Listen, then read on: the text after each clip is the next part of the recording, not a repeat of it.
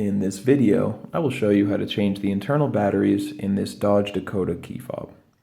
This key fob here was used between 1999 and 2004 and takes two CR2016 batteries. It's really easy to change the batteries yourself at home. Just follow along. If you want to get these online, you can pick them up on Amazon, and I will leave a link in the description. You can get them for just a couple of bucks, and then just go ahead and follow these steps. Okay, first thing we're going to do is look to the right side of the key fob. Right along the seam, we have this little slot. I'm going to take a flathead screwdriver, insert it in there, and just turn like a key.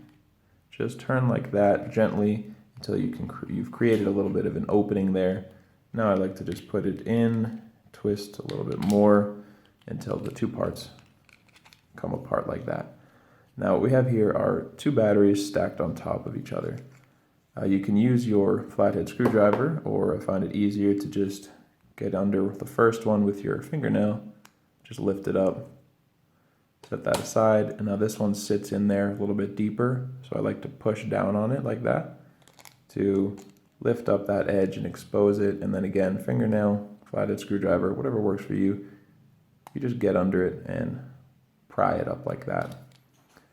Now we have our 2016 battery. Make sure this positive side, when you're putting your new ones back in, the positive side goes face up. You just click it into place. Same thing, positive side up, and it goes right on top. Click it into place. Now we can just snap these two pieces back together and we are done.